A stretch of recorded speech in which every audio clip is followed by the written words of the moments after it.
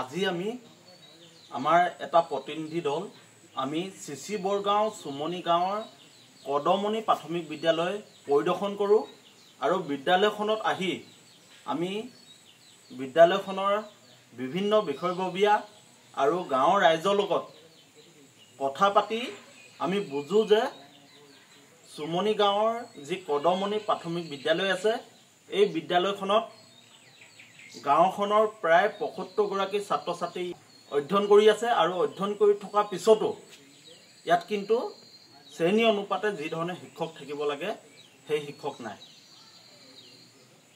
অতি দুখৰ বিষয় আমাৰ শিক্ষামন্ত্ৰী ডাক্তৰ ৰণোজ পেগু ডাঙৰীয়াৰ গৃহ জিলাৰ নতুনকৈ গঠন হোৱা চিচি বৰগাঁও সমষ্টিৰ এইখন কদমনি প্ৰাথমিক বিদ্যালয় আৰু স্কুলখন ৰাজহুৱা খণ্ড বিদ্যালয় অৰ্থাৎ চৰকাৰী বিদ্যালয়। এখন চৰকাৰী বিদ্যালয়ত ইয়াৰ যি শৈক্ষিক পৰিৱেশ যি ধৰণে থাকিব লাগিছিল সেই শৈক্ষিক পৰিৱেশ আমি আহি প্ৰত্যক্ষ নকৰিলোঁ আৰু লগতে বিদ্যালয়খনৰ ছাত্ৰ ছাত্ৰী অনুপাতে শিক্ষক নাই।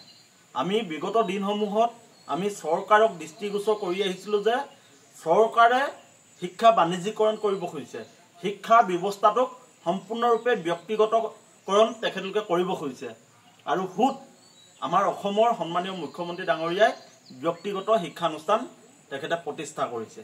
আৰু আপোনালোকে চাওক আমাৰ গাঁও অঞ্চলৰ যিসমূহ ৰাজহুৱা খণ্ডৰ শিক্ষানুষ্ঠান আছে এই শিক্ষানুষ্ঠানসমূহত ছাত্ৰ ছাত্ৰী আছে কিন্তু শিক্ষক নাই। আমাৰ সন্মানীয় শিক্ষামন্ত্ৰী ডাক্তৰ ৰণোজ পেগু ডাঙৰীয়াই লাজ পাব লাগিছিল। তেখেতে যিখন জিলাক প্ৰতিনিধিত্ব কৰি আজি মন্ত্ৰিত্বৰ আসন অলংকৃত কৰি আছে সেই জিলাখনৰ এখন প্ৰাথমিক বিদ্যালয়ত চৰকাৰী বিদ্যালয়ত আজি শিক্ষক নাই। আজি ছাত্ৰ ছাত্ৰীসকলে ইয়াত আহি তেখেতলোকে যি ধৰণে শিক্ষা পাব লাগিছিল, যি শৈক্ষিক পৰিৱেশত তেখেতলোকে শিক্ষা গ্ৰহণ কৰিব লাগিছিল সেই পৰিৱেশ তেখেতলোকে পোৱা নাই। ইয়াত এগৰাকী শিক্ষক আছে যদিও শিক্ষকগৰাকীয়ে বিভিন্ন চৰকাৰী কামত ব্যস্ত থাকিবলগীয়া হয়, ফলত ছাত্ৰ ছাত্ৰীক যি ধৰণে শিক্ষা দিব লাগে সেই শিক্ষা তেওঁ দিবৰ কাৰণে যি পৰিৱেশ পাব লাগে, যি সময় পাব লাগে সেই সময় তেখেতে নাপায়।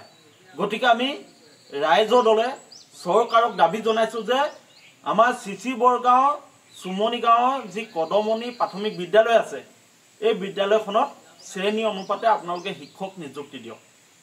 এই বিদ্যালয়খনত প্ৰথম শ্ৰেণীৰ পৰা পঞ্চম শ্ৰেণীলৈকে ইয়াত ক্লাছ আছে, ছাত্ৰ ছাত্ৰী আছে প্ৰায় ৭৫তকৈ বেছি।